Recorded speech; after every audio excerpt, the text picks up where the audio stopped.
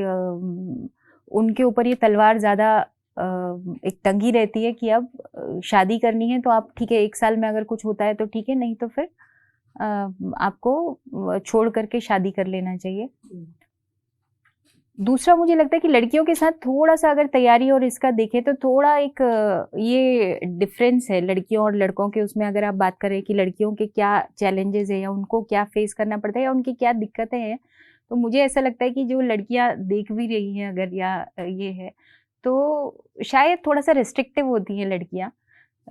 या अगर मैं एक एग्ज़ाम्पल दूँ जैसे आज अगर मैं जब रिक्रूटमेंट करती हूँ कोई, तो उसमें अगर लड़कियाँ भी मेरे सामने हैं और लड़के भी मेरे सामने हैं, तो लड़का जो भी आता है उसको मैं कुछ भी सवाल करूँ कि क्या कर लोगे और ये कर लोगे, उसके बायोडेटा से वो मैच होता हो या नहीं होता हो, he will be very confident कि हाँ, मैं कर जाऊँगा। नहीं, मैं बिल्कुल कर लूँगा।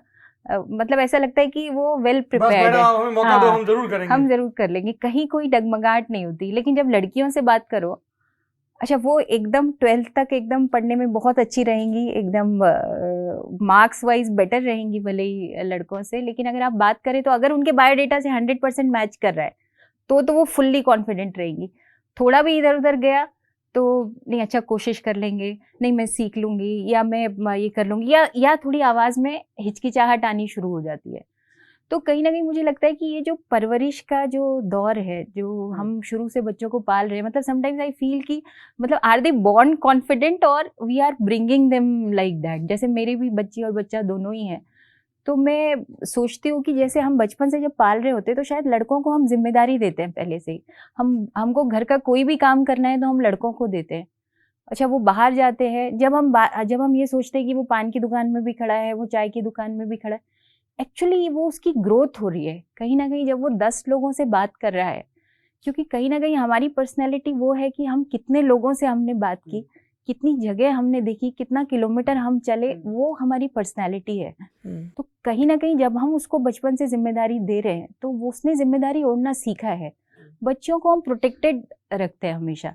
उनको पता ही नहीं है कि उस किताब की दुनिया के बाहर की दुनिया एकदम डिफरेंट है, क्योंकि जो हमारी रियल दुनिया है उसमें तो सवाल जाने-पहचाने नहीं आते। उसमें तो सवाल हमेशा अननोन ही है। तो आपको जब लाइफ में सामना करना है तो फिर उस किताब के बाहर के सवालों को जूझना है। पर वो शायद सिर्फ़ उस किताब के लिए तैयार है। तो कहीं न कहीं वो जो है अच्छा अभी अगर मैं खुद भी महसूस करूँ तो मनोज के मिलने के पहले जैसे मेरे जो नोट्स रहेंगे, उसको मैं किसी को नहीं दिखा सकती उसके पहले। मतलब लड़कियाँ जो तैयारी करती हैं, वो अपनी किताब, अपने नोट्स छुपा के पढ़ना इस वो तरह खाना का। अपना टिफिन भी खाती है। आपने मार्केट में बहुत सारे अलग अलग ब्रांड का देसी गाय का देसी घी ट्राई कर लिया है, बट आज तक आपको प्योर क्वालिटी नहीं मिली है। आप ट्राई कर करके थक चुके हैं। अगर किसी बड़े ब्रांड के पास आप जाते हैं तो उनके रेट इतने ज़्यादा हाई हैं कि अफोर्ड करना मुश्किल हो रखा है। अगर किसी सस्ते ब्रांड के पास जाते हैं तो वहाँ पे आपको घी तो बहुत ही सस्ते में मिल जाएगा, लेकिन वहाँ पे घी के नाम पे आपको कुछ और ही मिल रहा है। बेसिकली वो बटर ऑयल होता है। बटर ऑयल यानी कि जो कच्चा दूध रहता है, कच्चे दूध से उसकी क्रीम जो उसकी फैट होती है वो निकाल दी जाती है और उस फैट को उस क्रीम को डायरेक्ट गर्म करके उसका घी बना दिया जाता है। यह दिखने में तो बिल्कुल देसी घी जैसा होता है, बट घी वाले इसमें कोई बात नहीं होती। ना तो इसमें आपको घी वाला स्वाद मिलेगा, ना इसमें आपको घी वाले बेनिफिट्स मिलेंगे। उल्टा आपकी हेल्थ को नुकसान होगा, आपका मोटापा बढ़ने लगेगा, आपका कोलेस्ट्रॉल बढ़ने लगेगा, डाइजेस्टिव सिस्टम खराब होने लगेगा, आप बीमार पड़ने लगेंगे। तो आपकी इसी प्रॉब्लम के लिए हमारे पास एक बेस्ट सॉल्यूशन है, बिल्कुल अफोर्डेबल प्राइस में। यह है कसूता मिट्टू काओ देसी घी। यह देसी घी आपको बिल्कुल हेल्थी बना के रखेगा। इस देसी घी का टेस्ट भी बहुत ही लाजवाब है। यह देसी घी हम अपने फार्म पे बनाते हैं एंड मैं इसी घी को बनाने की थोड़ी सी प्रोसेस भी एक्सप्लेन करता हूँ कि यह देसी घी हम अपने फार्म पे कैसे बनाते हैं। तो यह देसी घी हम बिल्कुल ट्रेडिशनल मेथड से बनाते हैं। जो अपना घी बनाने का बहुत प्राचीन मेथड रहता है ना, जिसको हम वैदिक घी या बिलोना घी बोलते हैं, उस मेथड से हम इस घी को बनाते हैं। तो सबसे पहले सुबह के टाइम पे हम अपने फार्म पे देसी गायों के दूध की मिल्किंग करते हैं। मिल्किंग के बाद उस दूध को हम मिट्टी के बर्तनों में पकाते हैं और ये दूध पकाने वाला जो प्रोसेस रहता है ये सुबह से लेकर शाम तक कंटिन्यू चलता है, बिल्कुल धीमी धीमी आंच पे। और शाम तक यह दूध पककर हल्का हल्का लाल कलर का हो जाता है, दूध में हल्की हल्की लालिम आ जाती है। फिर शाम के टाइम में इस दूध में थोड़ी थोड़ी खट्टी छाछ और खट्टा दही डाल देते हैं, जिससे सुबह तक इस दूध का दही जम जाता है। और सुबह के टाइम पे फिर इस दही का हम हाथों से बिलोना करते हैं, बिल्कुल जो अपना पुराना वाला तरीका होता है ना उसी तरीके से करते हैं। थोड़ी देर बाद में अपने को मक्खन मिलता है। इस मक्खन को भी हम मिट्टी की हांडी में ही गर्म करते हैं और थोड़ी देर बाद में जब ये मक्खन पककर इसका घी बन जाता है तो इस टाइप के गिलास जार में हम घी को पैक करते हैं। यह देसी घी हमने आपके लिए जो बनाया है, इसके अनलिमिटेड हेल्थ बेनिफिट हैं। अगर आप इस देसी घी को रेगुलर यूज करते हैं तो आपको खुद को अपनी बॉडी में इंप्रूवमेंट फील होने लगेंगे। ज़्यादातर लोगों को क्या मानना है कि अगर हम देसी घी खाएंगे या घी खाएंगे तो हम मोटे होने लगेंगे, हमारा मोटापा बढ़ जाएगा, हमारा कोलेस्ट्रॉल बढ़ जाएगा। तो ऐसा बिल्कुल भी नहीं है। ये जो बीमारियां आपको होती हैं, या तो आप जो बटर ऑयल खाते हैं या जो आप मिलावटी घी खाते हैं, उसकी वजह से होती हैं। अगर आप देसी घी यूज करते हैं तो इसके अपोजिट होता है। अगर आपका मोटापा बहुत ज़्यादा है तो ये आपको कंट्रोल में करता है। अगर आपका कोलेस्ट्रॉल ज़्यादा है तो उसको भी कंट्रोल में करता है। अगर आप बहुत ज़्यादा दुबले पतले हैं तो भी आपके बॉडी को बिल्कुल बैलेंस में करता है। और इसका टेस्ट तो मैंने बताया ना, लाजवाब, बहुत ही गजब का टेस्ट है। अगर आप डेली इसको खाने में ऐड करते हैं तो खाने का टेस्ट भी 2 गुना 3 गुना हो जाता है। तो यह देसी घी मंगवाने के लिए अभी शॉप नाउ बटन पे क्लिक कीजिए। 5 to 7 डेज में आपको होम डिलीवरी हो जाएगा। ऑल ओवर इंडिया हमारी होम डिलीवरी सर्विस है। Thank you.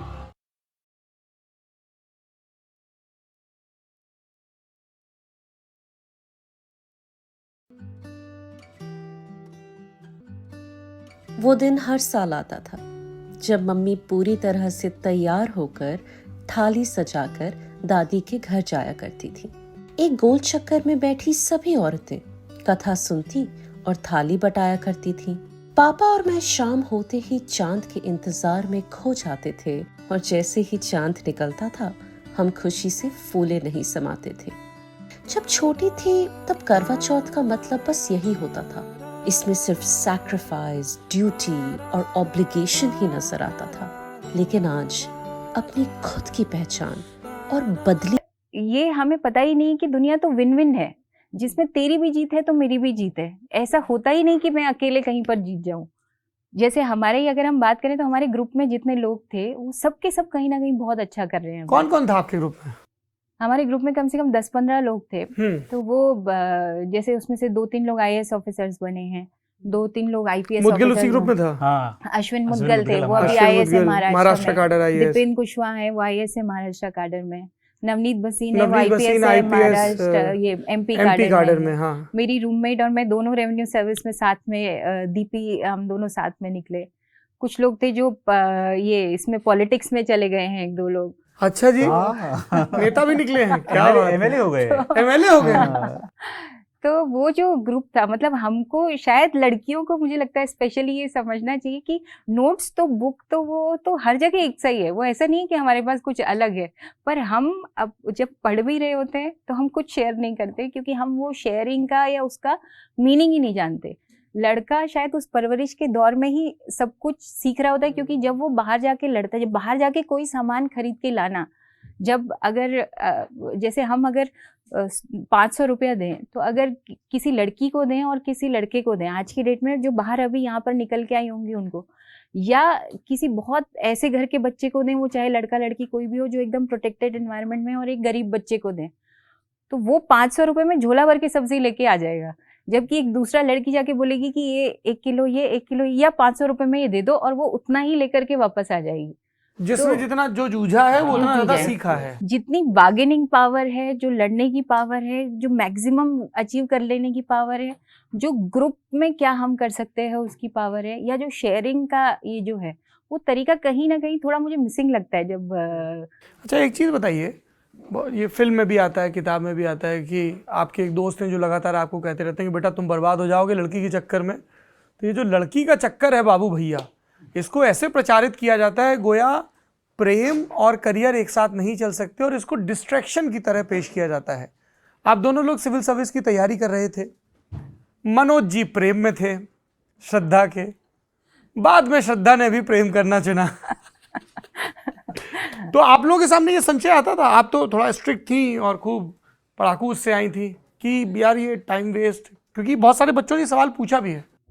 हाँ बिल्कुल, मेरे तो जो फादर है, मेरे दोनों फादर मदर दोनों टीचर रहे हैं, और टीचर के घर का माहौल तो एकदम ऐसा होता है कि आप बहुत सख्त, पढ़ाई के अलावा कुछ सोच ही नहीं सकते। जैसे मेरे फादर जो है वो आवाज़, मुझे अगर सुबह उठाते थे तो मुझे आवाज़ लगाते थे। वो श्रद्धा, एक बार उन्होंने बोला, मैंने कहा हाँ उठ रही हूँ, फिर दोबारा बोला कि आवाज़ लगाई, मैंने कहा उठ रही हूँ, और तीसरी बार उनका श्र कहने के पहले तो मैं कूद के नीचे आके, मतलब नहीं तो बवंडर हो जाएगा अगर आप 4 बजे सुबह नहीं उठ गए और आपने तुरंत पढ़ना शुरू नहीं किया। यहाँ तक कि पहाड़ों में तो वो 3 बजे भी हमको ठंडे पानी से नहाने के लिए, अरे बाप रे, लगा देते थे। तो शायद वो पढ़ाई के अलावा ये जो है कि हम वो चीजें मेरे भी दिमाग में थी। तो आपने इन्हें मना कर दिया था पहले? क्या ऐसा फालतू बातें कर रहे हो, पढ़ाई कर रहे हो तो? हाँ, क्या कहा था? एकदम एकदम विस्तार से बताइए थोड़ा। Are you mad? मैंने कहा क्या हो गया भैया, प्रेम ही तो किया है हमने। क्या गलती की? अच्छा, हम पता है हमारे दिमाग में क्या बैठा हुआ है, इस दुनिया में सिर्फ 3 चीज़ों की ज़रूरत है। पहली भूख, दूसरी प्रेम, तीसरी सम्मान। इन तीनों के बीच में हम पूरी दुनिया को मान के चलते हैं। भूख से लड़ना अलग हो गया, और प्रेम के बिना चल नहीं सकते आप, चाहे वो कोई भी प्रेम हो, बिना प्रेम के ज़िंदगी चलती नहीं है। और जब ये दोनों चीज़ें मिल जाती हैं तो आदमी को लगता है कि यार सम्मान मिलना चाहिए समाज में। तो ये तीनों चीज़ों में हम श्रद्धा को बोलते थे कि यार तुम पहले भूख से तो लड़ ही रहे हैं, प्रेम तो स्वीकार कर लो। तो इनका बोलना रहता था कि प्रेम करने थोड़ी आए हम यहाँ, हम तो सब कुछ सिलेक्ट होने आए हैं, कुछ बनने आए हैं, और तुमको भी बनना चाहिए, फालतू बात क्यों करते रहते हो। तो हमको लगा कि इस लड़की से ना जूझना बहुत मुश्किल है, क्योंकि ये मानने वाली है नहीं। तो हमने एक नया तरीका से सोचा कि जो हमेशा हर लड़का करता है, कि जब लड़की मना करे और लड़की बोले कि नहीं बिल्कुल भी सोचना ही मत, तो वो बोलता है कि ठीक है नहीं सोचेंगे, दोस्ती तो कर सकते हैं ना, दोस्त बन जाते हैं। अरे मेरे मोनीश भाई। क्योंकि उसको खतरा रहता है हाँ, कि अगर इसने मना साफ कर दिया और उसके बाद बातचीत बंद हो गई तो रास्ते आगे के बंद हो गए, हाँ। और हमको हारना नहीं है। और अंदर का अंधेरे से लड़ना, इसलिए बाहर अंधेरा भी चाहिए। नहीं तो आप दोस्ती बनाए रखो, हाँ, और उस मिलते जुलते तो रहा कम से कम। रहो, और बार बार सिद्ध करो कि मैं बेस्ट हूँ। तुम जो लड़का ढूंढने वाली हो ना, कभी तो शादी करोगे ना, उन्हें से मुझसे बेस्ट हो ही नहीं सकता कोई। वाह। उसके लिए अलग अलग कलाएं हैं, आप स्वयं पाक कला में निपुण होइए, बार बार खाना अच्छा बनाइए, जिस लड़की को जो अच्छा लगे देखिए भाई कि आपको क्या। जैसे श्रद्धा की जिंदगी चाय पे डिपेंड है, पहाड़ी आदमी चाय चाहिए, मतलब सोते समय भी चाय चाहिए, उठते समय भी चाय चाहिए। तो हमने कहा यार चाय से पेट, बाबा चाय मस्त बनाना, चाय बनाना सीखो। अच्छा मैंने छोड़ा नहीं अभी है। हाँ, अब जैसे मान लो श्रद्धा कभी दिल्ली आई है, मुंबई में कोई प्रेजेंटेशन है, कोई अच्छा पुरस्कार मिल गया है, कुछ अच्छा तारीफ हो गई है, कभी कुछ ऐसा हो गया है, तो मैं बाकायदा कितना भी बिजी रहूँ मैं खाना बनाता हूँ। मेरा डिश एकदम क्लियर है। वो क्या है, वो है रायता बूंदी का, दूसरा जली रोटियाँ थोड़ी मोटी सी, थोड़ी जो जल जाती हैं सेकने में, वो वाली, पनीर की दूध वाली सब्जी जिसमें पनीर में पानी नहीं दूध डालने वाली, और लास्ट में थोड़े से पुलाव, जो पुलाव है वो। ये मेरा पक्का है। काफी मुखर्जी नगर मेन्यू साउंड कर रहा है ये। पुलाव पनीर काफी सक्सेसफुल मेन्यू है। सक्सेसफुल मेन्यू है। नहीं मैंने बहुत ये ट्राई किया। देखिए, अपनी अपनी जोखिमों पर करें, ये इनके लिए काम किया है। हो सकता है आपकी वाली को रुमाली रोटी पसंद हो। मैं रोज अब वो बोलेगी क्या जला वाला। मैं रोज डेली, श्रद्धा का क्लास कहीं दूर था, मेरा थोड़ा लेट था, अपने घर से 2 रोटी बना के, थोड़ा सा कुछ अचार वचार ले करके, और इनको एक नमकीन पसंद थी, एक वाली वो मक्के वाली नमकीन थी, वो कहीं से जुगाड़ करके 2-4 दाने डाल के लेके ही जाता था। पढ़ाई कब करते थे भाई साहब? पढ़ाई तो बाद में थी, पहले मैंने सोचा कि ये लड़की पहले मान ले कि मैं अच्छा इंसान हूँ, क्योंकि मुझे दिमाग में बैठ गया। 3 अटेम्प्ट इन्होंने आप पे खर्च किए हैं। चौथे में हो गया तो बच गए हम लोग। नहीं, पर ऑन अ सीरियस नोट, पर इसमें जो आप बात कर रहे थे कि जो दोस्त मेरा अनुराग पाठक, जिन्होंने किताब लिखी, जिन्होंने किताब लिखी 12th फेल, वो एक ऐसा व्यक्ति था जिसने मेरे को जीवन में जो साथ दिया, वो शायद ही कोई दोस्त किसी दोस्त को देता हो। और वो दोस्ती की बड़ी परिभाषा है। वो मुझे पूरी तरीके से प्रोटेक्ट करके रखता था, एकदम प्रोटेक्ट। क्या करना है, कहाँ जाना है, क्या करना है, सारा पैसा उसके घर से आ रहा था, मेरे घर से कुछ नहीं था मेरे पास। लेकिन वो क्या करता था, पर्स निकाल के मुझे देता, रख लो यार। और उसके बाद मुझे मांगता था कि यार चलो चाउमीन खानी है यार, 8 रुपये दे रहे हो, 8 रुपये दे रहे हो? हम कहते नहीं दे रहे। तो अरे यार पैसे हमारे हैं, नहीं दे रहे। उसके बाद वो बंदे ने, मतलब मुझे लगता है कि शायद ये बहुत बड़ी बात है कि ज़िंदगी में कभी एक बार भी ये नहीं बोला कि मैं तुम्हारे को कुछ कर रहा हूँ। पूरी हेल्प की, सब कुछ किया, पूरा साथ ले, हम दिल्ली भी साथ आए, सब कुछ साथ किया। यहाँ आकर के जब श्रद्धा साथ में आई, तब उसको लगा कि यार ये लड़का तो निकल रहा है हाथ से। नहीं भाई साहब, राइवलरी हो गई थी आपके प्रेम की। उसको लग रहा था मनोज मेरा है, उनको लगा मनोज तो श्रद्धा की तरफ जा रहा है। तो बताइए, वो श्रद्धा जी से compete कर रहे थे। अब उसको ये लगता था कि यार हम पढ़ने आए हैं, तुम फालतू काम क्यों कर रहे हो। और मुझे लग रहा था कि यार पढ़ लेंगे, हो जाएगा, कुछ ना कुछ हो जाएगा, लेकिन ये लड़की निकल जाएगी तब तक। प्रेम कर लेते। प्रेम कर लेते। कभी आपका अनुराग का वैसा झगड़ा हुआ, मनोज मेरा है नहीं मेरा है? नहीं, इन्हीं दोनों का रहता था, मैं बड़ा सेफ वो बहुत होशियार है, पता है? मेरे से बहुत अच्छे से बात करते थे वो बहुत होशियार है, वो श्रद्धा को एकदम, आज भी श्रद्धा जी ही बोलता है। लेकिन वो सम्मान फिल्म में दिखाया गया कि उन्होंने आपके घर पे फोन कर दिया और शिकायत कर दी झूठी। उसके लिए तो माहिर हैं वो। उनको ये था कि उनका बोलना था कि तुम देखो बर्बाद हो चुके हो, तुम्हारा सिलेक्शन तो होने वाला नहीं है, क्योंकि तुमको कुछ आता भी नहीं है, पहले तो तुम हर सब्जेक्ट में डब्बा हो, ये लड़की सिलेक्ट हो जाएगी, तुम इसको बर्बाद कर रहे हो रोज। अच्छा, उनको इनकी चिंता थी? इनकी भी चिंता थी, हमको लगा आपकी चिंता थी। हाँ, तो उनका ये रहता था कि देखो भाई तुम पढ़ो और उसको पढ़ने दो। हमारा ये था कि भाई अब जीवन के खाना पीने के करने के चक्कर में सारा समय जा रहा है, अब बस टाइम बहुत कम बच रहा है, तो उसमें पढ़ाई करें कि इनके बारे में सोचें। वाह, बड़ा सवाल है। हाँ? प्रेम करें कि अध्ययन? प्रेम करें कि अध्ययन। फिर फाइनली दोनों में सामंजस्य कैसे बैठा? सामंजस्य ऐसे बैठा कि पहला अटेम्प्ट चला गया, उसमें प्री भी नहीं हुआ? नहीं, उसमें प्री हुआ, लेकिन प्रॉब्लम हुई कि हम इंग्लिश में इतने कमज़ोर थे, इंग्लिश हमारी इतनी माशाल्लाह थी कि एक पेपर होता है इंग्लिश कंपलसरी। जी बिल्कुल। और वो नियम है कि वो अगर आप उसमें पास हो गए तो ही कॉपी चेक होंगी आगे, मेंस की तो नहीं होंगी। तो हम मेंस देने गए भोपाल, तो भोपाल में ऐसे लिखा हमने, एक्चुअली उसमें 100 नंबर का ऐसे आता था, 300 में से 100 नंबर का ऐसे, तो वो हमारा मेन था कि इसमें पास हो जाएंगे तो कॉपी अपने आप हो जाएगी। और हम गए और हमने निबंध लिख दिया टेररिज्म इन इंडिया, और वो निबंध हमने रटा हुआ था, मतलब बहुत दिनों से विकास सर ने हमको रटवाया था, विकास देवी के सर की क्लास में पढ़ते थे, तो उन्होंने टेररिज्म पे बहुत बात करते थे वो, तो हमने पूरा रटा हुआ था हिंदी में, फिर उसको अंग्रेजी धीरे धीरे करते करते करते करते बनाते बनाते सेंटेंस। ये हिंदी वालों की यही प्रॉब्लम है कि वो सोचते हिंदी में है, फिर अंग्रेजी का ट्रांसलेट करते हैं, फिर उसके बाद वो वहाँ तक आ पाता है। हम लिख दिया हमने, लिखने के बाद मालूम चला कि वो बेसिकली वो टेररिज्म पे आया ही नहीं, वो टूरिज्म पे निबंध आया हुआ है। अरे बाप रे। अब स्पेलिंग में अंतर ही नहीं समझ में आ रहा था कि टूरिज्म टेररिज्म की स्पेलिंग क्या क्या है, तो फिर हमको लगा कि अब तो कॉपी चेक होंगी ही नहीं। तो उसके बाद फिर हमने वो अटैम्प्ट छोड़ा, और अटैम्प्ट छोड़ने के बाद हमने श्रद्धा को बताया कि अटैम्प्ट छूट गया है, ऐसा हो गया है। श्रद्धा ने कहा तुम्हारा होना ही है, तुम क्यों नहीं मेहनत कर रहे, ढंग से करो। तो कई एक अटैम्प्ट हुए, दूसरा भी ऐसे ही गया, तीसरा अटैम्प्ट भी ऐसे ही गया, क्योंकि तीसरे इंटरव्यू कॉल नहीं हुआ। प्री तीनों में हो गया था? प्री मेरा 3 बार हुआ, 4 में से 1 बार नहीं हुआ था। प्री में मैं मास्टर था, क्योंकि प्री में मुझे रटना बहुत अच्छा लगता था। कोई चीज़ समझ में आ रही है कि नहीं, रट डालो। साइंस समझ में नहीं आ रहा, रट डालो। जो समझ में आ रहा है, रट डालो। मेंस में लिखना पड़ता था काफ़ी ज़्यादा, और मेरी लेखन शैली उतनी अच्छी थी नहीं, क्योंकि मेरी जड़ें बहुत कमज़ोर थी, बहुत ज़्यादा। जैसे मुझे श्रद्धा ने बोला कि यार तुम कैसे करोगे, तुमको साइंस बहुत नहीं आता, मैथ्स बहुत तुम्हारा कमज़ोर है। तो फिर ये तय किया गया कि मैथ साइंस वाला जो पोर्शन है, उस पोर्शन को क्या किया जाए, सिर्फ इसलिए रखा जाए कि नंबर कटे नहीं, उतने आ जाएं। बाकी चीज़ें हैं, जैसे पब्लिक रिलेशंस हैं, जैसे इंटरनेशनल रिलेशंस हैं, जैसे हिस्ट्री है, जैसे आपका संविधान है, वहाँ की बहुत सारी चीज़ें हैं, उनमें नंबर लाए जाए, क्योंकि वो जनरल स्टडीज़ के पार्ट थे, वो मेरे अच्छे थे। जैसे अभी मुझे आप बोलो कि आप इंडिया अमेरिका के बारे में पढ़ाओ या बताओ, तो मैं कर सकता हूँ, यूरोपियन हिस्ट्री के बारे में बता सकता हूँ। तो ये एक स्ट्रेटजी बनाई थी। उस स्ट्रेटजी में मुझे बार बार याद आता है कि श्रद्धा मुझे बोलती थी कि 2-2 नंबर के जो क्वेश्चन आते हैं ना, जिसमें सिर्फ 20 वर्ड लिखने रहते हैं, हमको कैसे बताओगे, हमने थोड़ी दिया कभी। तो श्रद्धा कहती थी तुम इस चक्कर में मत पढ़ो। जैसे सुपर कंप्यूटर आया, तो मैं अब ये सब याद करूँगा ना, इतना मेगा हार्ट, इतना मेगा हार्ट, तो वो नहीं होगा मुझसे। तो श्रद्धा बोलती थी तुम इतना करो, ये लिखो कि ऐसा कंप्यूटर जो आम कंप्यूटरों की तुलना में 100 गति से काम करता है, सुपर कंप्यूटर कहलाता है।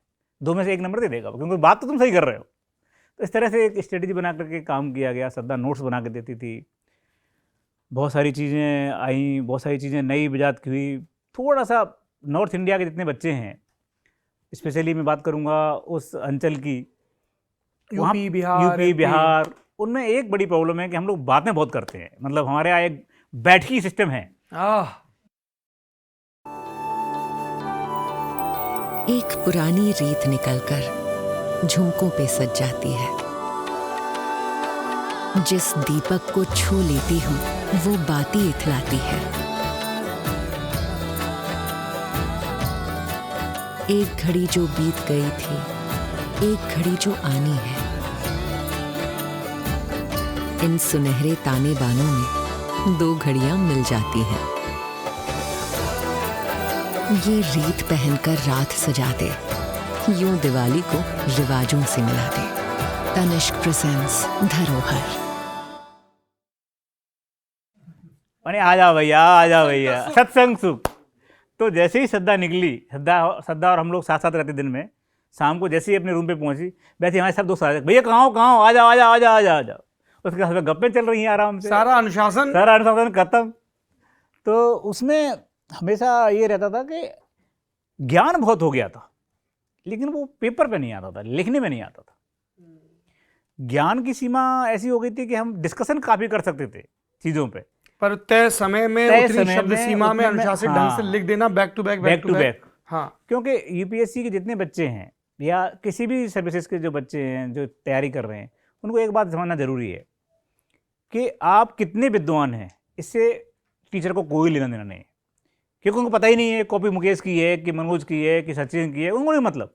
उनके सामने एक रोल नंबर है 1250 या जो भी रोल नंबर है, उस रोल नंबर ने क्या लिखा है वही उनके लिए महत्वपूर्ण है।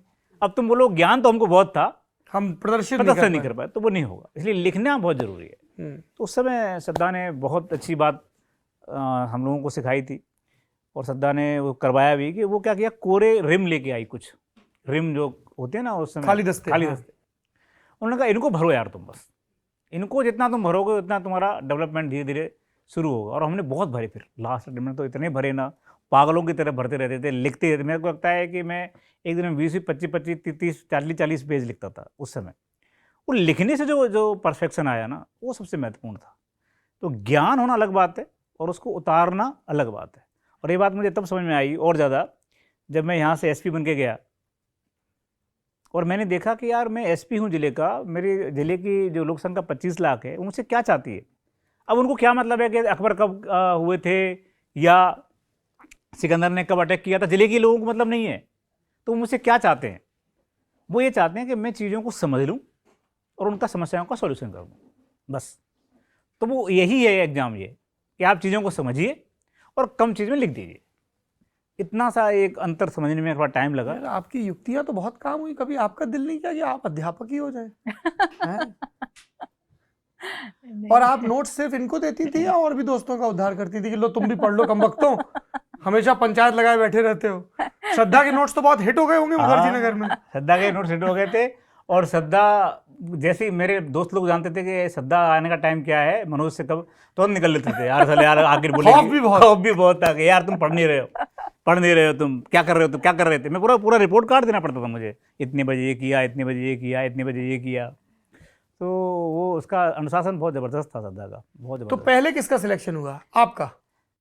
इसमें मतलब अभी रेवेन्यू में तो बाद में हुआ, लगभग मतलब आसपास ही हुआ। 2005 में मेरा सिलेक्शन हुआ था डिप्टी कलेक्टर के लिए उत्तराखंड में, और इनका आईपीएस में। फिर 7 बैच में मेरा शादी का। श्रद्धा का ऐसा था कि श्रद्धा को यूपीएससी, हाँ मुझे लगता है कि एक बात बहुत गलत हो रही है कि सब लोगों को लगता है कि नहीं मैं बताती कि श्रद्धा ने ही श्रद्धा के लिए नहीं, मनोज के लिए किया है। मनोज ने क्या किया है बताओ भाई? मैंने भी किया। अपने मुंह से कह रहा है गलत हो रही, सब तारीफ श्रद्धा की हो रही, श्रद्धा नोट, श्रद्धा डिसिप्लिन। बताइए भाई। अच्छा, तो आप चाहते हैं कि मैं ये सवाल श्रद्धा से पूछूं? नहीं, आप मत पूछो, मैं चाहता हूँ कि आप खुद पूछ लो। हाँ मैं पूछ लेता हूँ, बताओ। मैं पूछ लेता हूँ। आप बताओ, आपके दूसरे सिलेक्शन में जो रेवेन्यू में हुआ IRS में, उसमें मैंने क्या किया? नहीं, लड़कों को ये नहीं लगना चाहिए ना कि यार हर एक सफल नारी के पीछे एक लड़की होती है, लड़की के पीछे भी लड़का हो सकता है ना। हाँ, तो मनोज का तो एक्चुअली बहुत टफ रहा, क्योंकि मनोज बेचारे आईपीएस में सेलेक्ट हो चुके थे और पुलिस की ट्रेनिंग तो बहुत खतरनाक चलती है। हाँ, उस ट्रेनिंग में उनको मेरी तैयारी करवानी थी, जो कि काफी टफ हैदराबाद से ट्रंक कॉल आता था। हाँ, एक हमने फोन खरीदा। और नहीं, उस समय हमारे लकीली बहुत अच्छी स्कीम चली थी जिसमें वो टाटा- दो ये टाटा रहते थे, डोकोमो। टाटा डोकोमो के 2 सेट, उसमें फ्री रात भर फ्री हाँ। बातें। अरे भाई साहब कैसे भूल सकते हैं? रात भर फ्री में बात है। क्योंकि अब शादी हो चुकी थी और मैं उत्तराखंड में थी। अच्छा, आप लोगों की शादी हो गई, फिर हाँ इनकी ट्रेनिंग चल रही और आप वहाँ डिप्टी कलेक्टर हैं। हाँ, और मैं उत्तराखंड में हूँ, मैं नैनीताल में पोस्टेड थी और मनोज हैदराबाद में कैडर आया महाराष्ट्र, तो बड़ी लाइफ फिर से अचानक से इसमें आ गई। मुझे यूपीएससी का अटेम्प्ट देना था, मेरा भी लास्ट अटेम्प्ट था वो तो लास्ट अटेम्प्ट में हमारा इतिहास जो भी बना है। पति महोदय पत्नी महोदय की तैयारी कर रहे हाँ, तैयारी करवाइए भाई। देखो तैयारी कैसे करवाइए बताओ। और अरे बताने तो उनको खुद ही अपने मुंह से। तो बताओ भाई, बताओ बताओ भाई, तारीफ प्लीज करो, बताओ, मनोज बताओ कितना भाई। कमाल का आदमी है। बताओ भाई, बताओ। मनोज बहुत कमाल का आदमी है और हाँ, अद्भुत व्यक्ति है। देखिए ना, देखो मैं बताता आप हूँ। एक काम करो भाई, तो उसके आप बाद- इधर आओ, मैं बताता आप हूँ। इधर आओ मनोज शर्मा जी, और आप इंटरव्यू करो जरा, नहीं, वो सब नहीं, पूछ लो। मैं बताता हूँ ना। मनोज की अरे ट्रेनिंग उनको तो इतनी बता दो आप बता दो, तारीफ कर दो प्लीज, वो बहुत। नहीं, मनोज की ट्रेनिंग एक्चुअली इतनी टफ होती थी क्योंकि वहां तो 6 बजे तो इन लोगों को पहुंचना रहता था पूरा, और वो भी पूरा आप यूनिफॉर्म में, और सारे उसके तो प्रॉपर प्रोटोकॉल होते हैं हर चीज के, आप इधर उधर नहीं कर सकते। तो वो करके इनका मतलब बिल्कुल रगड़ाई वाली ट्रेनिंग होती थी वहां पर, जिसमें आपकी हालत हैदराबाद खराब है। पुलिस अकेडमी में वैसे ही होता है। तो शाम को जब, या ब्रेक में भी और शाम को भी, दोनों टाइम मनोज का काम रहता था मेरे सारे आंसर सुनना, मेरी सारी पूरा मैं क्या कर रही हूँ जीएस का, और मनोज का जैसे हिस्ट्री है, पॉलिटी है, मतलब एकदम एक्सपर्टीज है मेरा। अभी भी कोई भी सब्जेक्ट पर कुछ क्या बढ़िया बॉयफ्रेंड मिला श्रद्धा। हाँ, यही तो मैं बताना यही सुनना चाहता था। चाहते थे।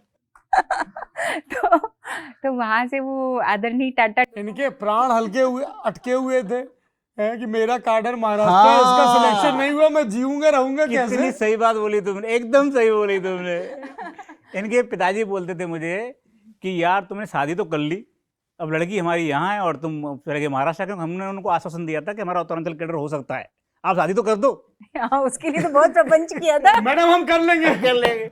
नहीं मैडम नहीं, मेरे पेरेंट्स से भी एक उसमें लिखवा के ना साइन करवा लिए कि हम दोनों की शादी, आप ऐसा कर दो तो मुझे उत्तराखंड कैडर मिल जाएगा कि हम सगाई दोनों तो की कर दो शादी आप। होने वाले, कि इन दोनों की बच्चों की सगाई हो चुकी है और सगाई तो शादी कर दो होने यार। वाली है। बाद में तो अगर मान लो मैं यहाँ इतनी तारीफ कर रहा हूँ, बिहार के लोग साफ सुथरे होते हैं और ये अपने ससुर को गोली दे रहे हैं कि आप सगाई कर दो, हम सगाई का कागज दिखा के काडर बदलवा लेंगे। बताइए आप साहब। मुझे बताओ कि आप बताओ, लड़की जरूरी है भाई साहब, प्रेम प्रेम के बिना आप जी नहीं सकते। बिल्कुल नहीं।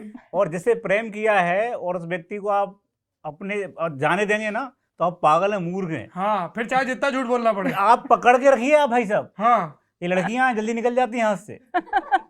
तो मेरा ऐसा सोचना है कि जब अभी तक क्या होता है, कई लड़कियों से पूछता हूँ मैं कि क्या हुआ, कुछ नहीं, फिर बाद में तो हमारा तो अच्छा था, दोनों का अंडरस्टैंडिंग अच्छा था, लेकिन पापा नहीं माने। अरे पापा क्या नहीं माने यार, पकड़ो जबरदस्ती। अभी मेरे पास मेरे गाँव का एक लड़का आया, कहता है भैया मेरे को लव मैरिज करनी है आपकी तरह, और थोड़ी हेल्प कर दीजिए। मैंने करेंगे, हम तो प्रेम विवाह के बिल्कुल वो हैं, क्या समर्थक हैं। बताओ हम नागपुर में तुमको जब कौन सा टाटा डोकोमो दिलवाए। हम जब नागपुर एसपी थे तो वहाँ नागपुर में एक एकेडमी है आईआरएस वालों की, रेवेन्यू वालों की। हमने बोल कर रखा होगा जिसको शादी करनी बताना, हम एसपी हैं यहाँ, हम करवा देंगे।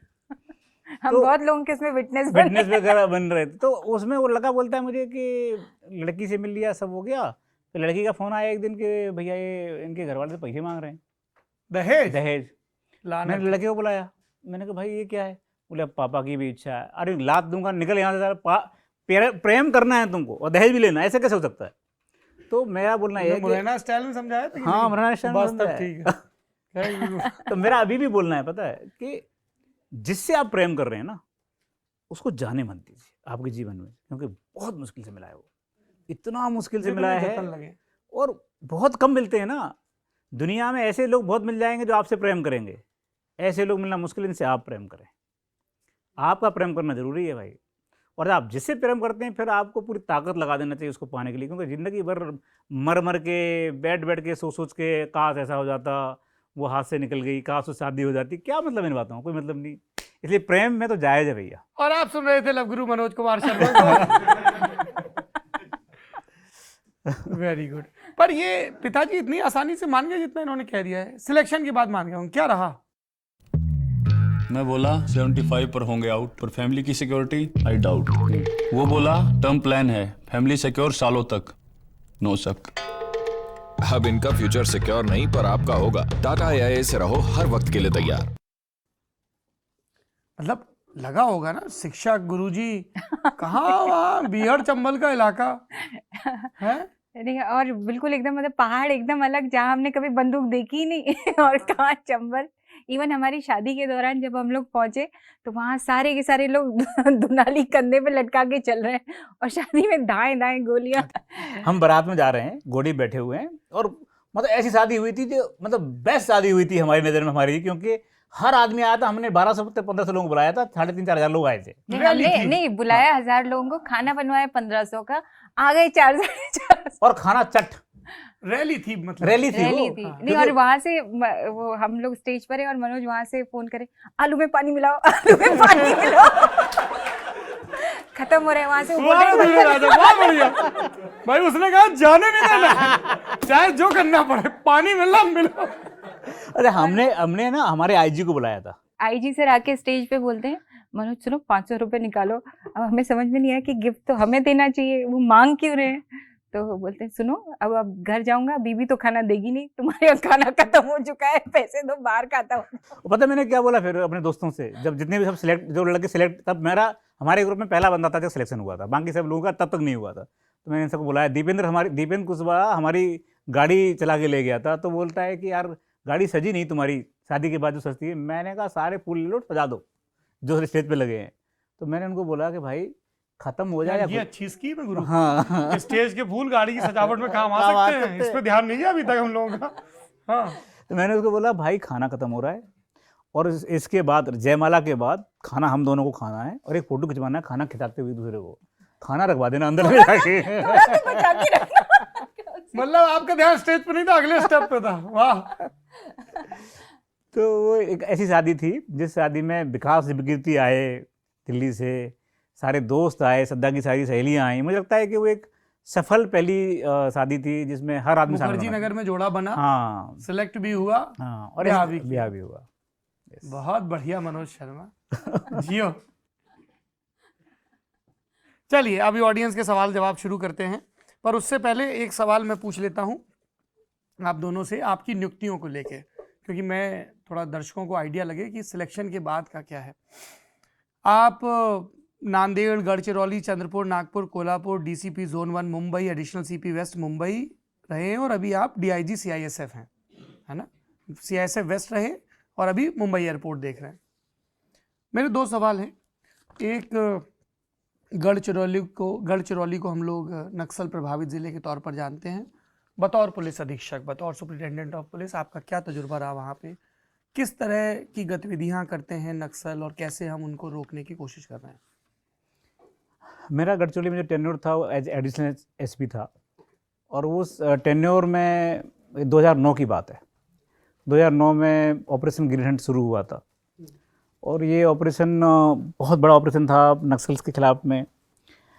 और नक्सल की जो विचारधारा थी वो हम जो पढ़ रहे थे दिल्ली में, जब पढ़ रहे थे, कि मेरे मन में हमेशा रहता था कि मैं बदल दूंगा। मेरे मन में हमेशा रहता था कि यार नक्सल भी अपनी तो हैं, हम मिल के बैठ के बात करेंगे, और वो बैठ करके तो ख़त्म हो जाएगा। पर वो गढ़चिरौली का जो एरिया है, और जो वहाँ का टेरेन है, और वहाँ का जो सिस्टम है, वहाँ मुझे मालूम चला कि इतना आसान नहीं है, इतना आसान नहीं है। भले ही वो हमारे सिस्टम के देश के ही नागरिक हैं, फिर भी लड़ाई चल रही है लगातार, और उसमें टाइम लगेगा। डेवलपमेंट का बहुत सारा स्कोप बचा हुआ है अभी। सरकारी मशीनरियाँ बहुत ज़्यादा डेवलपमेंट के लिए काम कर रही हैं, पुलिस उसका सहयोग बन रही है, पर वो डेवलपमेंट अभी भी बहुत जहाँ पहुँचना चाहिए वहाँ तक नहीं पहुँचा है। तो कई एक ऐसी योजनाएँ हुई जिसमें हम लोग जो गांव के बच्चे हैं उनको बाहर लेके आते थे, शहर में लेके आते थे, कुछ नौकरियां लगवाते थे, उनको बताते थे कि भाई तुम जहाँ जो देख रहे हो वो सही नहीं है, जो हमारे आरोप हैं पुलिस के ऊपर वो सही नहीं है, फॉरेस्ट के ऊपर बहुत सारे आरोप थे। तो वो सारी लड़ाई झगड़े हुए, लेकिन काफ़ी अच्छा टेन्योर, सेटिस्फाइंग टेन्योर था। और ये हमने सुना है कि जितने फिल्मी हीरो हीरोइन हैं वो उस पुलिस वाले से बहुत डरते हैं जो उनके इलाके का DCP होता है, और ये सब आपके अंडर में आता था, ये बांद्रा, अंधेरी है। तो आप इन सब लोगों से मिले, आप शाहरुख खान से, सलमान खान से, ऋतिक रोशन से, सब हीरोइन लोगों से? एक्चुअली उस एरिया के एडिशनल सीपी का एक काम रहता है, और वो है एक हमारे पुलिस हम लोग शो कराते हैं उमंग करके। तो ये उमंग जो है वो हर साल मुंबई पुलिस के लिए किया जाता है, और ये मुंबई पुलिस के वेलफेयर का बड़ा एक प्रोग्राम रहता है, और उसमें उसके टेलीविजन राइट्स भी बिकते हैं, राइट, पैसे से भी वेलफेयर होता है जी। वेलफेयर।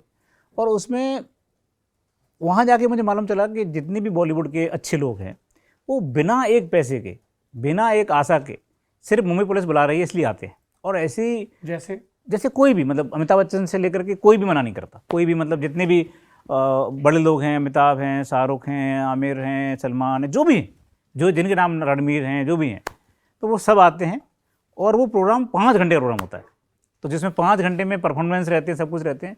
तो मुझे ये साफ समझ में आया कि ये लोग जो मेहनत कर रहे हैं, ये मेहनत भले ही हम लोगों को बाहर सिर्फ शूटिंग दिखती है, छोटी सी लगता है पिक्चर बन गई है, हो गया, पर गजब की मेहनत करते हैं, बहुत मेहनत होती है। और दूसरी बात, काम करने की इनकी जैसी ताकत किसी में नहीं है, क्योंकि इतना आसान नहीं है। अभी मैं पहले तो नहीं जानता था, लेकिन हमें समझ में आया एक एक शूट के लिए 10-10 दिन, 5-5 दिन लगातार एक जगह पड़े रहना, तो वो बड़ा अच्छा एक्सपीरियंस था मेरा, देखने का, समझने का चीज़ों को। श्रद्धा, आप महाराष्ट्र टूरिज्म को हेड कर रही हैं, इसके पहले आप महिला आर्थिक विकास महामंडल की एमडी रही हैं और विमेन कमीशन में भी है। किस तरह के रोल हैं? इससे पहले आप जीएसटी इन्वेस्टिगेशन में भी रही हैं। अभी तो टूरिज्म का ये है कि टूरिज्म महाराष्ट्र में कैसे डेवलप कर सकते हैं, उस पर काम चल रहा है। जो ये था महिला आर्थिक विकास महामंडल था, वहाँ पर महिला जो सेल्फ हेल्प ग्रुप्स होते हैं उनके साथ काम था। 20 लाख लगभग महिलाएं थी। वो काफ़ी अच्छा एक्सपीरियंस रहा मेरा उनके साथ काम करने का।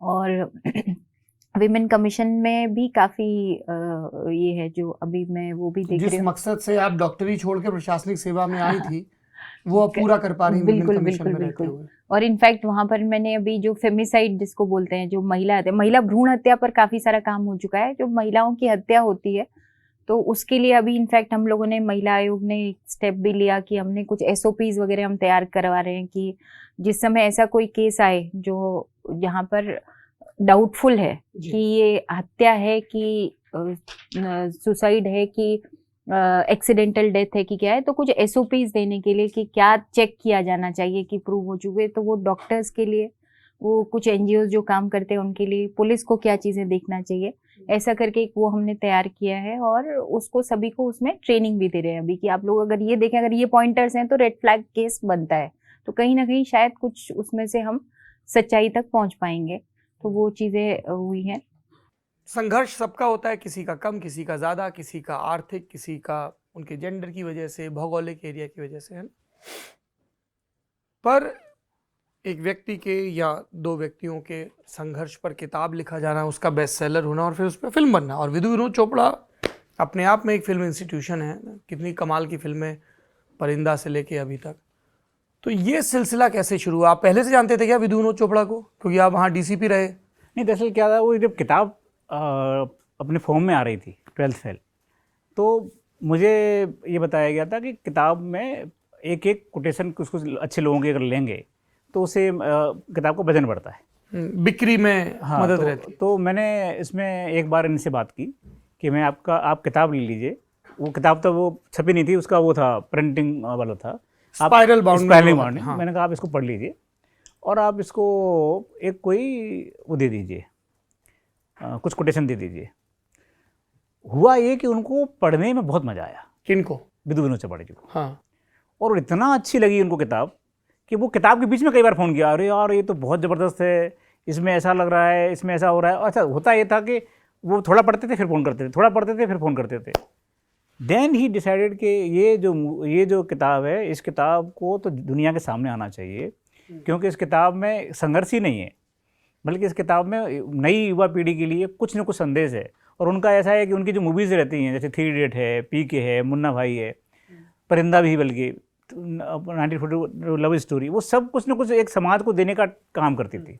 तो मैंने भी उनको बोला कि सर ये मनोज की कहानी नहीं है अकेले की, मनोज तो एक माध्यम है, श्रद्धा एक माध्यम है। दरअसल पूरे दुनिया में, अपनी इंडिया में ये जो हैव्स और हैव नॉट का जो संघर्ष है ना, ये बड़ा पुराना है।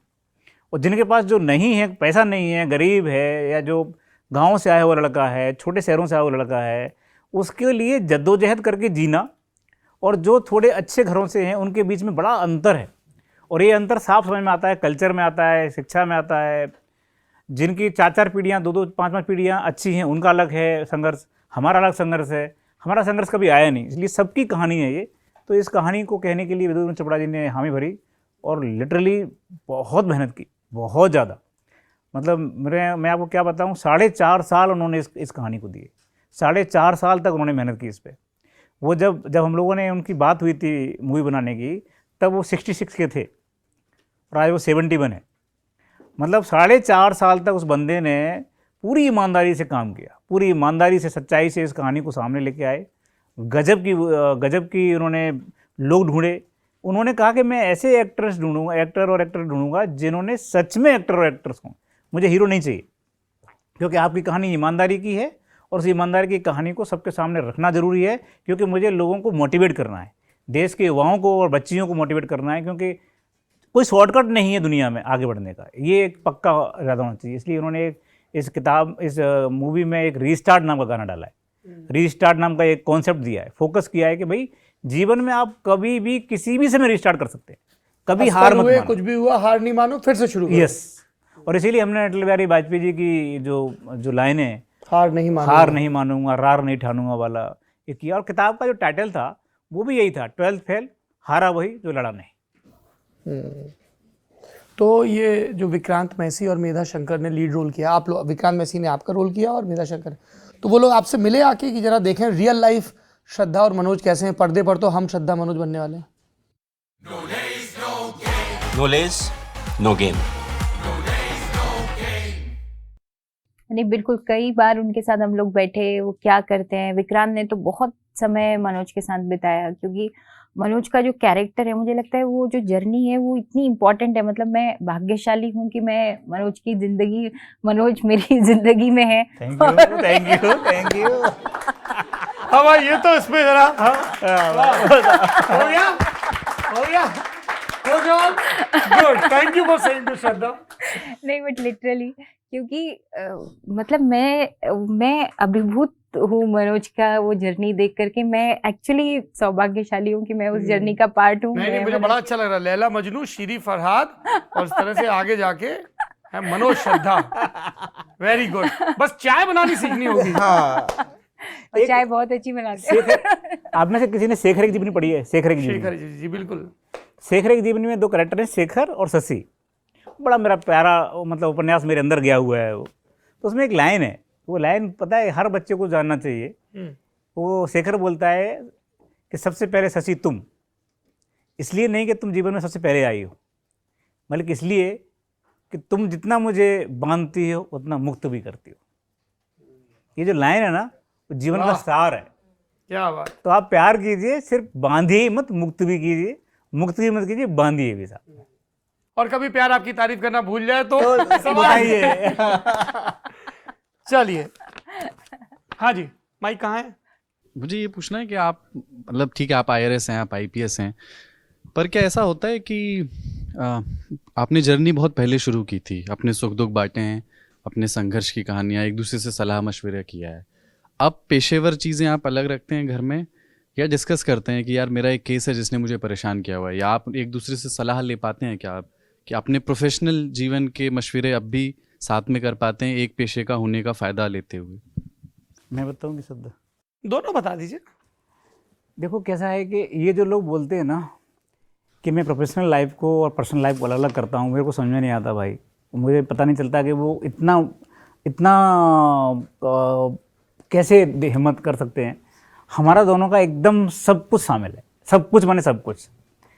सुबह से शाम तक जो घटा है वो शाम को आके हम 2 घंटे बात करते हैं, तभी हमारी तसल्ली है। चाहे हम घूमने में करें या बैठ के करें या कुछ करें, हर चीज़ की। अरे आप बताओगे नहीं कि आपका बॉस ने क्या बोला, हमारे बॉस ने क्या बोला, आज उसने ऐसा कर दिया, ऐसा करना चाहिए था, क्या बताओ, नहीं ये तो गलत बात है, अरे बकवास आदमी है। वो एक दूसरे को कौंसल नहीं करेगा तो लाइफ चलेगी कैसे? तो एक दूसरे के साथ में सब कुछ शामिल करना चाहिए। और मैं एक बात और बताता हूँ, जो लोग शादी कर रहे हैं या शादीशुदा हैं, ये सब चीज़ें छोड़ दो। 2 अकाउंट, 2 ATM, 2 पर्स, 2 प्रॉपर्टी, ये सब एक कर दो, आप इकट्ठा कर दो सब, फिर देखो जीवन बहुत ईजी हो जाता है। बहुत सुंदर जी।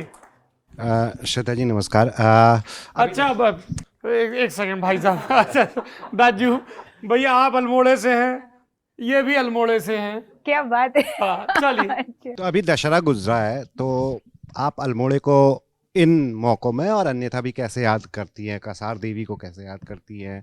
ब्राइटन कॉर्नर को कैसे याद करती हैं? ये आप गा के भी बताइएगा, क्योंकि आप गाती बहुत अच्छा है। फिल्म में भी हाँ है, अरे कुछ और भी गा सकती है जी। नहीं बिल्कुल, मैं कल ही सारे वहाँ के जितने पुतले बने हैं वो सबका फोटो और सबका लाइव मैंने दर्शन किया। अल्मोड़े के बाकी सबकी जानकारी के लिए जो रामलीला है और जो दशहरे में पुतले बनते हैं बहुत ही गजब की क्वालिटी के रहते हैं। अच्छा, तो अद्भुत तो वो होता है। मैं डेफिनेटली अल्मोड़े की बहुत बात ही अलग है। बहुत अलग है। अल्मोड़े के पुतले, अल्मोड़े के दामाद, बातें। अल्मोड़े के दामाद अद्भुत होते हैं। जी बिल्कुल बिल्कुल। तो पहाड़ों की तो बात अलग है। गाना गाना पड़ेगा, मैं भूला नहीं हूँ। और कुछ याद भी बताइएगा। कुछ कोई याद, कोई चीज जुड़ी हो? एक टिपिकल दिन कैसे बीतता था आपका पहाड़ों में? नहीं, पहाड़ों की दुनिया एकदम मतलब बिल्कुल अलग होती है। जैसे अभी चाय की बात कही थी मनोज ने, तो वहाँ 9-10 बजे तक तो मुझे लगता है कि 8-9 कप हमारी चाय हो जाती है सुबह 9-10 बजे तक उठने से लेकर। हाँ? वो भी कप नहीं, ग्लास ग्लास में होते भी थे। भरी हुई चाय। तो वो एक अलग ये है जहाँ आपको जैसे हमारे घर में ना पंखे थे ना एसी, तो बहुत दूर की बात है।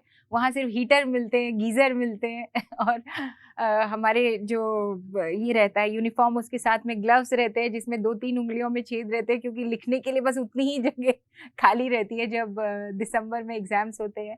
बर्फ है वहाँ की, वो बात ही वो हरी हरी पत्तियां और गिरती हुई बर्फ। अगर किसी ने गिरते हुए बर्फ नहीं देखी है तो वो जरूर देखनी चाहिए, क्योंकि पड़ी हुई बर्फ जो स्नोफॉल होने के बाद का जो नज़ारा है वो एक अलग है। और जब बर्फ गिर रही हो आसमान से, वो बहुत खूबसूरत एक नज़ारा रहता है। तो पहाड़ों की जिंदगी थोड़ी एकदम अलग है, डिफरेंट है, चंबल से अलग है। चंबल से जी।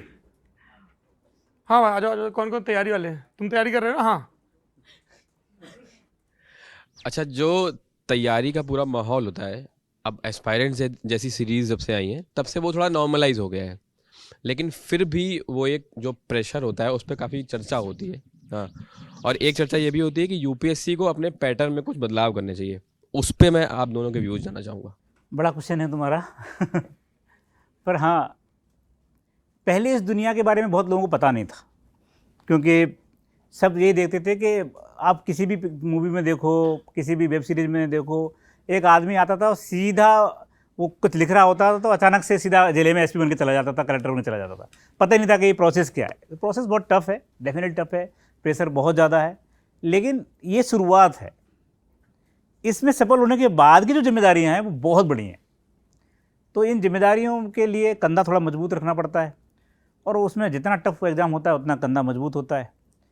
जो आप बदलाव की या जो बात कर रहे हैं उसमें मैं सिर्फ इतना बोल सकता हूँ कि कभी कभी मुझे लगता है कि हिंदी मीडियम वालों को साथ में थोड़ा और कोशिश होना चाहिए, क्योंकि देश की अधिकांश जनता या तो हिंदी बोलती है या रीजनल लैंग्वेज बोलती है।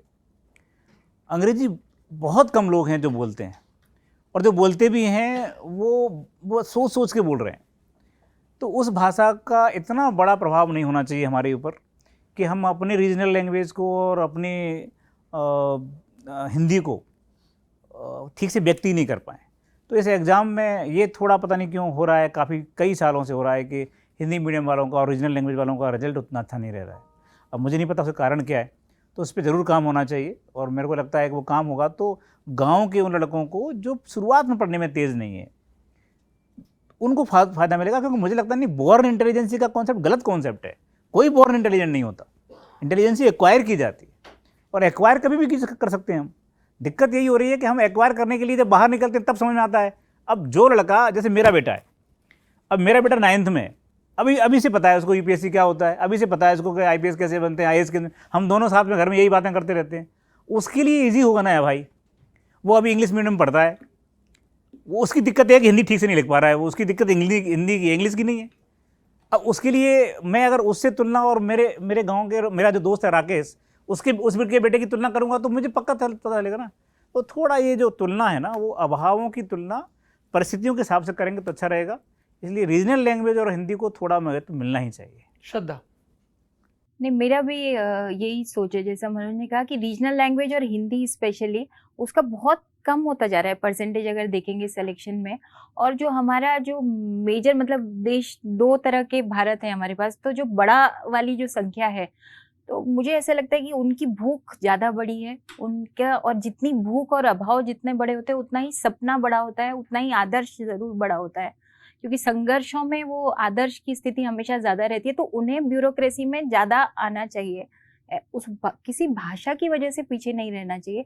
तो डेफिनेटली वो कुछ थोड़े बहुत सुधार की तो और जरूर मैं इसमें एक बात और जरूरत बोलता है। हूँ भाई, सौरभ भाई, आपको बहुत सालों से जानता हूँ मैं, बहुत सालों से मैं आपका बहुत बड़ा प्रशंसक रहा हूँ और मित्र रहा हूँ। आपको लगता नहीं है कि आपने लल्लन टॉप में जो टीम तैयार की, जो आपका तरीका था, उससे जो जर्नलिज्म है, उस जर्नलिज्म का जो जो जो आभिजात्यता थी, जो एरिस्टोक्रेसी थी, उसको आप ज़मीन पे लेके आए।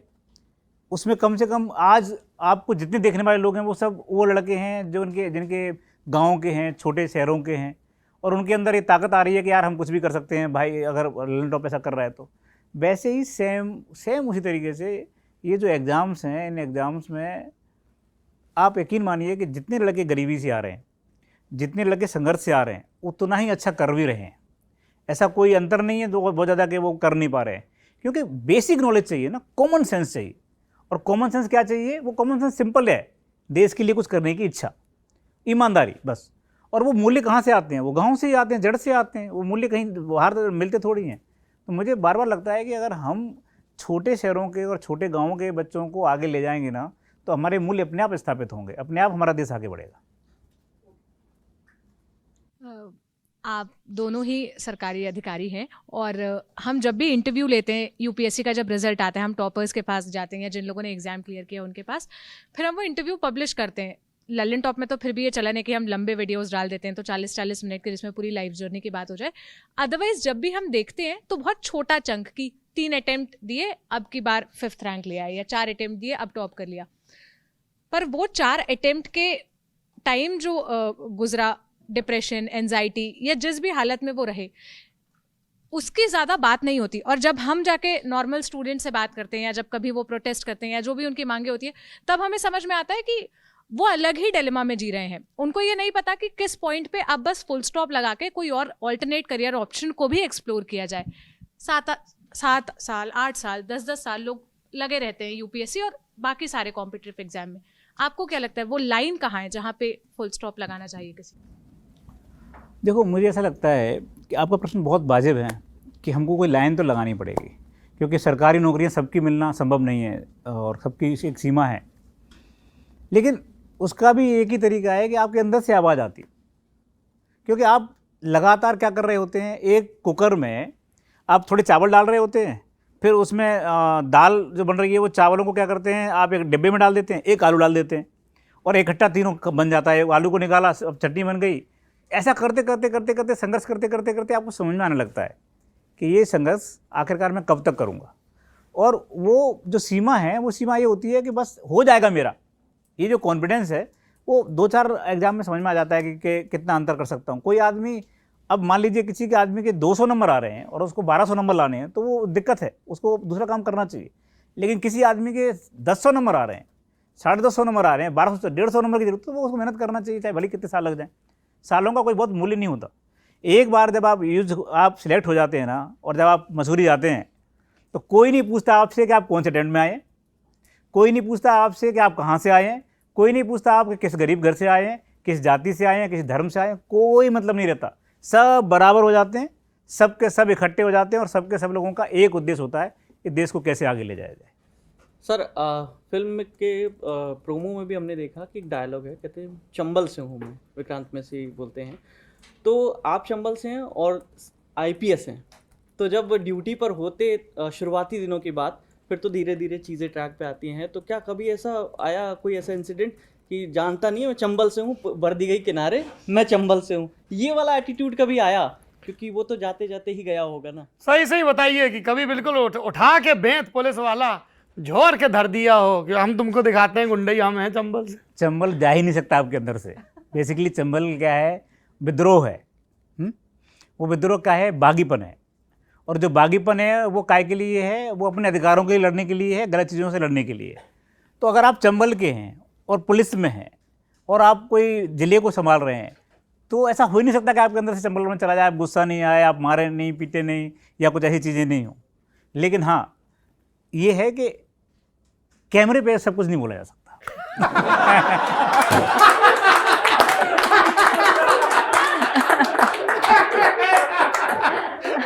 एकदम गंभीरता के साथ ये मरवा देगा बंदा हमको कहीं पे। जी हाँ, मैं आ रहा हूँ। हाँ, उमंग, ये उमंग है। अभी इन्होंने यूपीएससी का मेंस दिया है, इंटरव्यू का वेट कर रहे हैं, तो हमारे साथ ये फिर इंटर्नशिप करने आए हैं। सर मेरा सवाल ये है कि आपने जैसे बताया कि आपने पहली बार किसी ऑफिसर को देखा और वहाँ से आप इंस्पायर हुए। ज़्यादातर गांव देहात के लोग ऐसे ही किसी पावरफुल आदमी को देखते हैं और वहाँ से इंस्पायर होते हैं। तो जब आपने वो ग्लैमर और वो पावर देख के तैयारी करी, आपने ज्वाइन कर लिया, क्या कभी नौकरी के दौरान आपको ऐसा लगा कि यार ये तो मैंने सोचा नहीं था, ये नौकरी में आ गया, वो पावर या फिर वो जो ग्लैमर मैंने सोचा था वो यहाँ पे नहीं, यहाँ पर तो जिम्मेदारियाँ और मतलब चुनौतियाँ ज़्यादा हैं। आपको कभी ऐसा लगा सर्विस के दौरान? देखो, मैं ग्लैमर तो मैं नहीं कहूँगा। जो एनसीईआरटी किताब है ना, एनसीईआरटी की किताब, उस एनसीईआरटी की किताब में महात्मा गांधी का एक कोटेशन हमेशा पीछे लिखा रहता है, जो मेरे को बड़ा अच्छा लगता है और मैंने हमेशा माना है कि दुनिया में तुम अपने लिए कोई भी काम करोगे, उसमें सफल होगे कि नहीं पता नहीं, लेकिन दूसरों के लिए करोगे ना तो तुम असफल नहीं हो सकते। तो मेरा ऐसा बोलना है कि ग्लैमर से ज़्यादा जब आप तैयारी कर रहे होते हैं ना, तो दिमाग में एक ही बात रखिए कि मुझे दूसरों के लिए क्या करना है, मुझे रिक्शे वाले के लिए क्या करना है, मुझे दहेज वालों के लिए क्या करना है, मुझे गरीब लोगों के लिए क्या करना है, मैं किस तरह की चीज़ों को आगे ले जाऊँगा। तो उसके बाद आपको कोई दिक्कत नहीं आती। आपको जिले में आपके पास इतना अधिकार होता है, आप बाद में डीआईजी बनते हैं, आईजी बनते हैं, एसपी बनते हैं, कलेक्टर बनते हैं, बहुत अधिकार हैं, बहुत कुछ करने की क्षमता है। सिर्फ दूसरों के लिए करो। अपने लिए अगर कर रहे हो आप कि मेरे को बत्ती मिल जाएगी, मैं फिर बड़ी बड़ी गाड़ियाँ मिल जाएंगी, घर मिल जाएगा, तो ग्लैमर का वो है। ग्लैमर मतलब नहीं है, जिम्मेदारियाँ हैं, उसके लिए कंधे को बहुत मजबूत करना पड़ता है भाई। बार बार नो बोलना पड़ता है, बार बार लड़ना पड़ता है। लड़ाई ख़त्म नहीं होती कभी भी ज़िंदगी में, बार बार आपको लड़ना पड़ता है। मैं आपको बताना चाहूँगा, मेरी एक मित्र हैं, मुंबई में पत्रकार हैं, और उन्हें ये नहीं पता था कि मनोज शर्मा हमारे बहुत अच्छे दोस्त हैं। तो वो इनकी बुराई कर रही थी, और जानते हैं क्या बुराई कर रही थी? बोले यार बहुत बोर ऑफिसर है, ऐसे बहुत कहानियाँ सुना देगा। लेकिन बोलो अच्छा ऑफिशियली कुछ बता दीजिए किसी भी केस के बारे में। अरे मैडम चाय पीजिए। बोले उसके मुंह से एक वाक्य निकलवाना दूभर होता है। तो ये इनके यस नो बड़े मशहूर हैं वहाँ पे। श्रद्धा, आप बताइए, जो हाइपोथेसिस रहती है जब बच्चे तैयारी करने आते हैं दिल्ली में और दूसरे शहरों में यूपीएससी के लिए, और असल में जब आप सर्विस में जाते हैं, तो किस तरह का फ़र्क होता है? तो जैसा ये है, जैसे अभी मनोज ने बताया, उसी में मैं बात जोड़ती हूँ कि जब हम लोगों का भी सिलेक्शन नहीं हो रहा था, तो हमने सोचा कि यार कोई तो चीज़ ऐसी है जो मिसिंग है और हमें कमिटमेंट करना चाहिए। तो हम लोगों ने जा कर के एक दिन लास्ट अटेम्प्ट के पहले हमने शपथ ली थी कि हम शायद अपने लिए बहुत ज़्यादा सोच रहे हैं और सेलेक्ट नहीं हो पा रहे हैं। तो हम लोगों ने उस दिन कसम खाई और डायरी में लिखा उस चीज़ को, जो आज भी हमारे पास है, कि हम दूसरों के लिए काम करेंगे, समाज के लिए काम करेंगे, कभी बेईमानी नहीं करेंगे। तो इस तरह का काम करने का शपथ ली हम दोनों ने, उसको नोट किया, और उसके बाद हमारा एकदम रास्ता, दिशा और सब कुछ एकदम जैसे दृष्टि साफ सी हो गई। बहुत ज़्यादा हम झोंक करके ये भी कर पाए, मेहनत भी कर पाए। पर डेफिनेटली आने के बाद बहुत सारे प्रेशर्स हैं, बहुत सारी तनाव हैं, पर वही है कि जब आपके पास पार्टनर अच्छा हो, स्पेशली लड़कियों के लिए मुझे लगता है वो बहुत ज़रूरी है कि आपका लाइफ पार्टनर बहुत अच्छा होना चाहिए, क्योंकि आप जब दिन भर जूझ के और मेरा फिर बोलना है, ये श्रद्धा ने जो बोला है बहुत सही बात बोली है। ये जो गिफ्ट सिस्टम है ना, मेरा बर्थडे है, क्या दिलवा रहे हो, क्या दिलवाओगे, इस बार तुम मुझे रिंग दिलवा दो, इस बार ये दिलवा दो, ये सब बंद होना चाहिए। ये अपने बर्थडे में रिंग मांगता है आपसे? नहीं, मैं कह रहा हूँ बंद होना चाहिए। क्या है, दरअसल जो आप ईमानदारी की बात कर रहे हैं ना, वो ईमानदारी को पकड़ना है ना, तो उसका एक ही तरीका है। वो तरीका ये है कि अपने खर्चे कम कर डालिए, उसका तरीका है कि लालचों से ऊपर उठ जाइए, और उसका तरीका ये है कि कुछ ऐसी चीज़ें जो ज़्यादा पैसे खर्च करती हैं उनसे मोह भंग कर लीजिए। जैसे हम लोग जब दिल्ली में पढ़ते थे मुखर्जी नगर में, तो एक दिन क्या हुआ कि मैं बड़े स्टाइल में आके मैंने श्रद्धा से बोला, श्रद्धा सेलेक्ट हो गया तो उसके बाद बताओ कौन सी गाड़ी दिलवाऊँ? वो गाड़ी दिलवाऊँगा। श्रद्धा ने कहा कि वो गाड़ी तो वही ठीक है, बत्ती वाली महिंद्रा की होगी तभी चलेगी, चाहे वो स्कॉर्पियो चलेगी, मेरे को सिर्फ बत्ती लगवा के दे दो। मैंने कहा ठीक है, मैं समझ गया कि आतिशबाजी लगी है। मैंने पूछा तुम क्या चाहती हो? उसने मुझे पूछा क्या चाहते हो? मेरे को बड़ी प्रॉब्लम है, कैसे डायमंड से और सोने से, क्योंकि मुझे लगता है कि ये ना कलयुग का वो है क्या, सिंबल है। और मुझे लगता है कि अगर आप इसमें जाएंगे तो आप कितना भी पैसा कमा लीजिए, आप पूरा नहीं कर पाएंगे। डायमंड इतना महंगा आता है, कहाँ से लाओगे आप सैलरी में? तो मैंने श्रद्धा से कहा कि श्रद्धा क्या ऐसा हो सकता है कि तुम डायमंड ना पहनो, कभी सोना नहीं पहनो? श्रद्धा ने कहा कि यस। अब ये बात मेरे को लगता है 18-19 साल हो गए, 20 साल हो गए लगभग। श्रद्धा ने आज तक डायमंड नहीं पहना, आज तक सोना नहीं पहना, आज तक कभी हम किसी ज्वेलर की दुकान पर नहीं गए। ज्वेलर्स दोस्त लोग बोलते रहते यार कभी तो आओ देखने के लिए, खरीदना ही नहीं है। तो मेरा आपसे बोलना ये कि लालचों से ऊपर उठ जाइए ना, तो फिर उसके बाद दृष्टि साफ हो जाती है, उसके बाद कोई दिक्कत नहीं आती लाइफ में। सिर्फ हमको जब तक लालच बने रहेंगे ना, ऐसा हो जाए तो ऐसा हो जाए, तब तक दिक्कत है। ज्वेलर से ध्यान आया, विधायक जी की शादी है, जेवर गड़वाने गए थे छुट्टी लेके। आइए आइए आइए लागत महोदय, बताइए। मेरा सवाल ये है कि कितने तोला? छोड़िए ना सब, क्या किलो में है क्या? कैमरे पे नहीं बताई जाती। मेरा एक सवाल ये है कि आपसे, जब आईपीएस की ट्रेनिंग होती है तो जो फिल्मों में देखते हैं गोली चल रही है ये वो फलाना नमका, उसके अलावा भी क्या क्या ट्रेनिंग होती है? जैसे स्विमिंग की ट्रेनिंग होती है, शायद स्विमिंग का सर्टिफिकेट अगर ना हो तो कुछ लोग बनने के बाद भी रह जाते हैं। इस तरह की कौन कौन सी ट्रेनिंग होती है? एक सवाल ये। और दूसरा सवाल ये कि लोग जाते हैं मैचिंग वेबसाइट्स पे शादियाँ तय करने के लिए, या फिर मुझे लगता है सबसे अच्छे जोड़े क्या मसूरी में बनते हैं? दोनों सवाल बनते हैं यार। दोनों सवाल मस्त पूछे हैं तुमने। Honda presents a revolutionary smart key with H Smart Technology. Training के बारे में बताता हूँ मैं, बहुत टफ ट्रेनिंग होती है, लिटरली टफ ट्रेनिंग होती है। मतलब इजी ट्रेनिंग नहीं होती कुछ भी। सुबह आपको लगभग 5 बजे उठा दिया जाता है, 5:30 में मार्का लगता है। मतलब ऐसा नहीं है कि सीटी बज गई और आप नहीं पहुँचे तो आपको 4 चक्कर लगाने ही पड़ेंगे, इसलिए कोई लेट नहीं होता। उसके बाद बहुत सारी ट्रेनिंग है, जिसमें ड्रिल है, जिसमें गोलियां चलाने का अलग अलग हथियारों से वो है, इसमें फिर साथ स्विमिंग जैसा तो बताया वो है। घुड़सवारी बहुत टफ होती है। घुड़सवारी का मतलब ये नहीं है कि अकेला घोड़ा चला लिया घुमा लिया, वो उसमें सब कैंटर भी होगा, गैलप भी होगा, कुदाई भी होगी, ये भी होगा। स्विमिंग का मतलब ये नहीं है कि आपने तैर के सीख लिया, आपको किसी की जान बचा के दिखाना पड़ेगा वगैरह वगैरह। फिर उसके बाद रॉक क्लाइंबिंग होती है, उसके बाद रैपलिंग्स होती हैं। रैपलिंग्स भी ऐसा नहीं है कि छोटी छोटी रैपलिंग होती हो, आपको नागार्जुन सागर बांध पे ले जा करके छोड़ दिया जाएगा नीचे। सो इट इज़ रियली, मतलब मुझे लगता है कि दुनिया में आप बहुत सारे पैसे खर्च करके करेंगे तो भी नहीं करा पाएंगे कोई आदमी। ऐसी बढ़िया ट्रेनिंग होती है। मैं आपको दावे से कहता हूँ कि भारत में जो आईपीएस की ट्रेनिंग होती है शायद वो पूरे वर्ल्ड में सबसे ज़्यादा टफेस्ट ट्रेनिंग है, सबसे ज़्यादा अच्छी ट्रेनिंग है। और उसके लिए सरकार बहुत पैसा खर्च करती है हम लोगों में, बहुत ज़्यादा। एटिकेट्स होते हैं, OLQ ऑफिसर लाइक क्वालिटी सिखाई जाती हैं, बोलना सिखाया जाता है, बैठना सिखाया जाता है, उठना सिखाया जाता है, हर चीज़ आपकी ऑब्जर्व होती है सुबह से रात तक। तो ये ट्रेनिंग बहुत टफ होती है। और उसके बाद वो ट्रेनिंग जो की है, उसी ट्रेनिंग को और ज़्यादा परफेक्ट करने के लिए आपको किसी स्टेट में भेजा जाता है, जिले में भेजा जाता है, ताकि आप प्रैक्टिकल ट्रेनिंग कर सकें, वो सीख सकें। तो ट्रेनिंग बहुत अच्छी होती है, आपके पर्सनैलिटी को बहुत आगे ले जाती है, बहुत अच्छा करती है, कॉन्फिडेंस बहुत पैदा कर देती है। क्योंकि मैं बार बार पूछता था यार ये घोड़ा बार बार मुझसे चलवा रहे हो, क्या फ़ायदा है इसका? और घोड़ा कितना बार पटकता है हम लोगों को, हमें ही को पता है, कितने लोगों के पैर टूटते हैं। तो हमारा उस्ताद बोलता था कि साहब ये घोड़ा नहीं संभाल पाए तो तुम जिला कैसे संभालोगे? तो अलग कॉन्सेप्ट है उनका एकदम। तो ट्रेनिंग बहुत मजबूत होती है, अच्छी होती है। और इसीलिए तुम देखो इस देश में आप किसी भी ज़िले में जाइए, किसी भी, जैसे अभी आप जहाँ बैठे हैं, DCP जो भी होगा यहाँ का, या किसी ज़िले का कप्तान होगा, वो कंधे पे अशोक लगा के बैठा हुआ है ना, वो भाई साहब बहुत मजबूत आदमी है।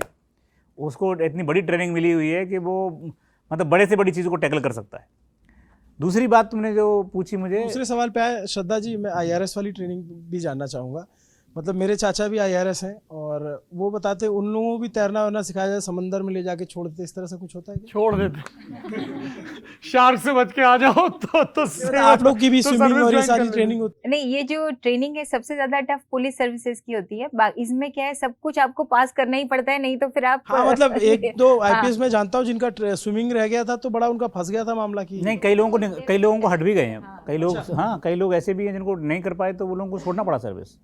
और आपको फिर कोई और सर्विस मिलेगी, और कोई सर्विस मिलेगी, क्योंकि आपको अटेम्प्ट तय है कितने अटेम्प्ट में करना है, वो है टफ है। वो जो कंपलसरी है वो पुलिस सर्विसेज में, बाकी में कंपलसरी नहीं है। लेकिन जैसे मैं रेवेन्यू में इनडायरेक्ट टैक्सेस में हूँ, कस्टम्स एंड GST, तो हमारी भी फायरिंग की होती है, क्योंकि कस्टम्स में कई बार आप लोग की वर्दी होती है? वर्दी होती है, सेम वर्दी रहती है, और फायरिंग की भी होती है।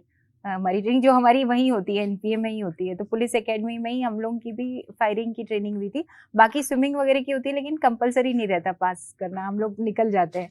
जैसे इन लोगों में अगर नहीं हो पुलिस में तो वापस हो जाती है सर्विस। अब ट्रेनिंग से चलते हैं मसूरी की हसीन वादियों में, आप उसका बताइए। बहुत ज्यादा हसीन। बहुत ज्यादा। तुम्हारा जनवरी में ब्याह है, तुम अभी से हसीन हो गए हो। श्रद्धा बताओ, तुम बताओ। तुम्हें मैं बताऊं। अच्छा, आप दोनों तो एक दूसरे को पहले से जानते थे जब लवासना में रहोगे, बाकी बहुत सारे नए जोड़े आपके साथ। अलग ही केस था, क्योंकि हम लोगों का केस ये था कि हमने पहले जाके ऐलान कर दिया था कि भाई हम में कोई इंटरेस्ट मत लो, हम पहले से एंगेज हैं। तो बाकियों को, बाकी आपसे ट्रेनिंग लेने आते थे कि भाई? वहाँ नहीं, वहाँ पे क्या रहता था तुमको, वहाँ पे वो अलग दुनिया है, बिल्कुल अलग दुनिया। वो दुनिया ऐसी है कि जो यहाँ की दुनिया वहाँ की दुनिया बड़ा अंतर है। वहाँ मंडे से फ्राइडे तक ट्रेनिंग होती है।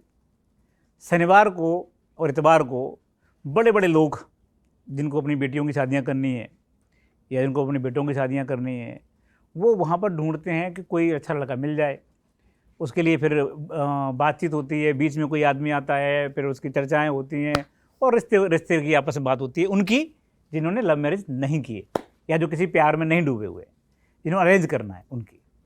फिर उसके बाद वहाँ आपस में भी काफ़ी प्रेम होते हैं और टूटते हैं, वैसे ही जैसे अपने यहाँ होते हैं, सेम जैसे तुम्हारे यहाँ भी होते हैं वैसे ही वहाँ भी होते हैं। शिव शिव शिव शिव। तो वो प्रेम